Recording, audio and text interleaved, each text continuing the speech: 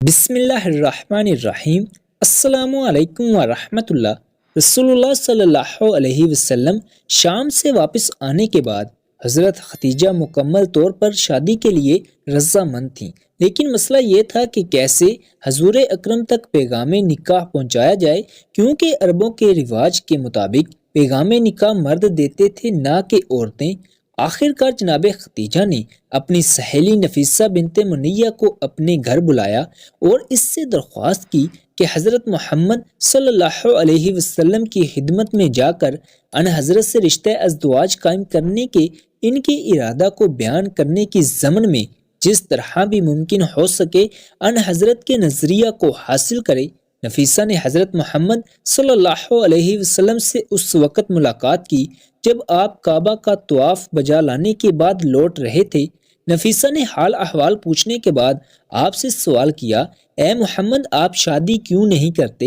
ان حضرت صلی اللہ علیہ وسلم نے جواب میں فرمایا، خالی ہاتھ شادی نہیں کی جا سکتی۔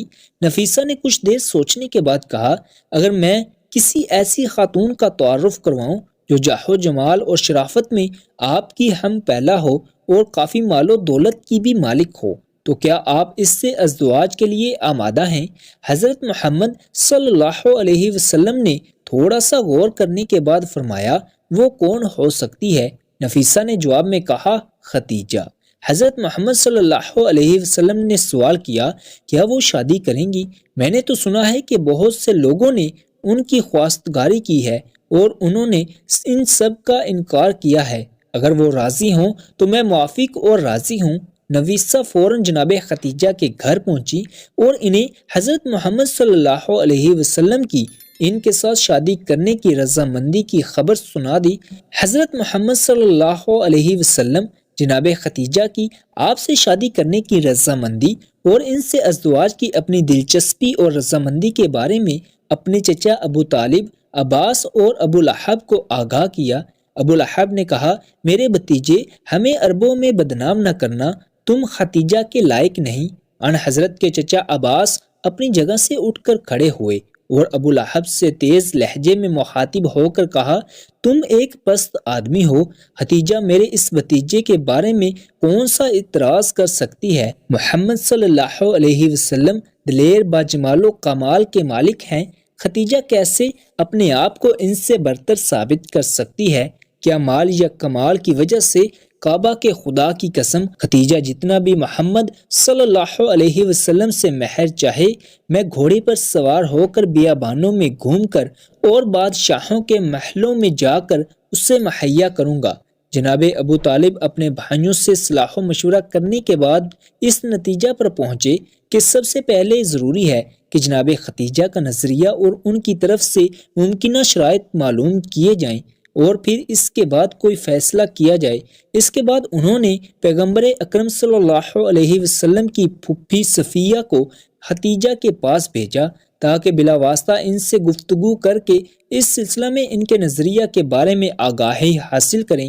جناب صفیہ جناب ختیجہ کے گھر گئیں۔ جب جناب ختیجہ کو معلوم ہوا کہ صفیہ ان کی ملاقات کے لیے آئی ہیں تو وہ دوڑ کر استقبال کرنے کے لیے آگے بڑھیں اور انہیں اپنی مخصوص کمرے میں لے گئیں۔ جب کمرے میں داخل ہوئیں تو اپنی کنیزوں کو حکم دیا کہ جناب صفیہ کے لیے خوردنوش کی لذیذ نعمتیں لائیں اور ان کی خاطر تواضع کریں۔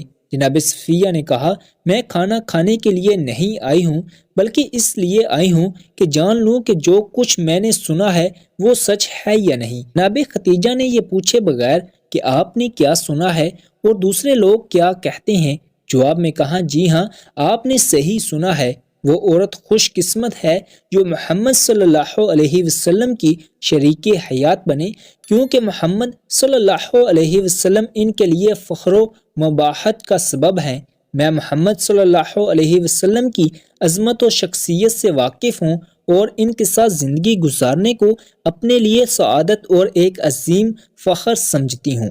ان کا مہر بھی میں اپنے مال سے ادا کروں گی۔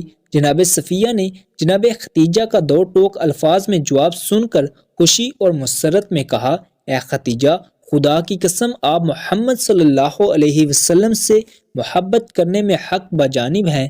ابھی تک کسی آنکھ نے آپ کے محبوب کے مانند کسی نور کو نہیں دیکھا ہے، کسی کان نے ان کے کلام سے شیریں تر کلام نہیں سنا ہے۔ اس کے بعد جناب صفیہ نے حضرت خدیجہ سے رخصت لی اور مسرت و شادمانی کی حالت میں جناب ابو طالب کے گھر کی طرف لوٹی، جہاں پر بنی ہاشم کے بزرگ افراد ان کا انتظار کر رہے تھے۔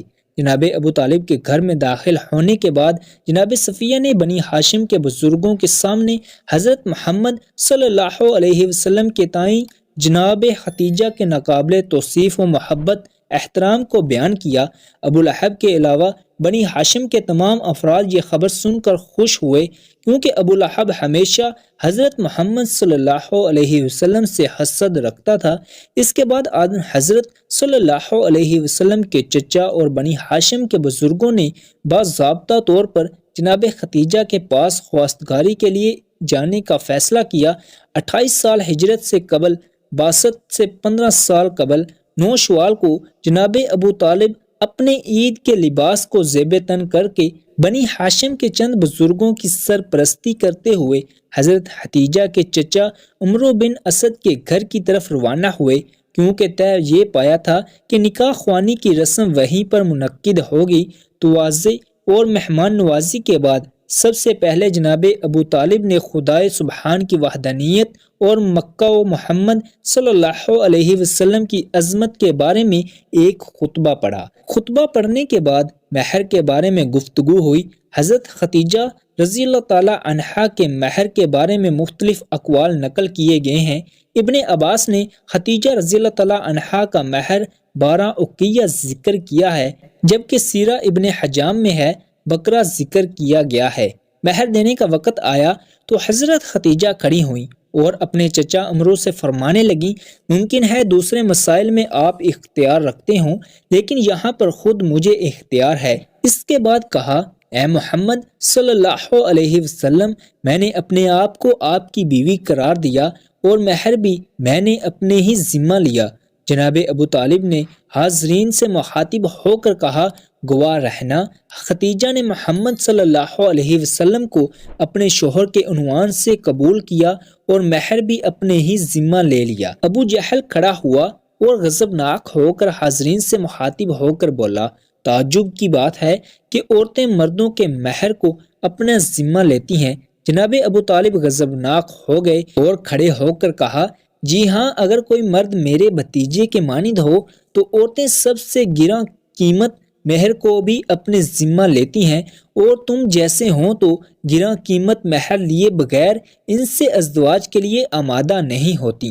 مہر معین ہونے کے بعد عقد و نکاح کے مراسم منعقد ہوئے اور جناب خدیجہ اس تاریخ کے بعد قانونی طور پر حضرت محمد صلی اللہ علیہ وسلم کی شریک حیات بن گئیں۔ ناظرین گرامی، یہ یاد رہے کہ آپ صلی اللہ علیہ وسلم ملت ابراہیمی پر قائم تھے اور حضرت خدیجہ رضی اللہ تعالی عنہا کی راستی اور طہارت بھی مسلم تھی۔ نیز ورقہ بن نوفل کی تعلیمات کی روشنی میں آپ صلی اللہ علیہ وسلم کو نبی آخر الزماں ہی سمجھ کر نکاح کر رہی تھی، اس لیے یہ نکاح دین حنیف ملت ابراہیم پر منعقد ہوا تھا۔ عقد کی تقریبات ختم ہونے کے بعد تمام مہمان اٹھ کر اپنے گھروں کو چلے گئے۔ رسول اللہ صلی اللہ علیہ وسلم بھی اپنے چچا ابو طالب کے ساتھ گھر جانے کے لیے کھڑے ہوئے۔ جناب خدیجہ چونکہ جانتی تھیں کہ حضرت محمد صلی اللہ علیہ وسلم کا اپنا کوئی گھر نہیں، اس لیے ان حضرت کی طرف مخاطب ہو کر کہا، اپنے گھر کی طرف آئیں کہ میرا گھر آپ کا گھر ہے اور میں بھی آپ کی کنیز ہوں۔ اس کے بعد ان حضرت سے مخاطب ہو کر کہا، اے محمد صلی اللہ علیہ وسلم، اپنے چچا ابو طالب سے کہہ دیجئے کہ 10 اونٹ نحر کریں اور لوگوں کو دعوت کر کے کھانا کھلائیں۔ جناب ابو طالب نے 10 اونٹ نحر کیے اور مکہ کے لوگوں کو کھانا کھلایا۔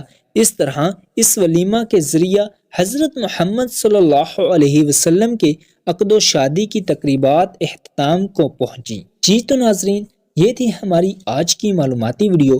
میں امید کرتا ہوں کہ آپ کو یہ ویڈیو پسند آئے گی۔ مزید اس طرح کی اچھی ویڈیوز دیکھنے کے لیے ہمارے اس چینل کو لازمی سبسکرائب کریں اور بیل نوٹیفیکیشن کے بٹن کو آن کر دیں تاکہ آئندہ آنے والی ہر نئی ویڈیو کا نوٹیفیکیشن آپ کو بر وقت مل سکے۔ تو ملتے ہیں کسی اور ایسی ہی انٹرسٹنگ ویڈیو میں، تب تک کے لیے اللہ نگہبان۔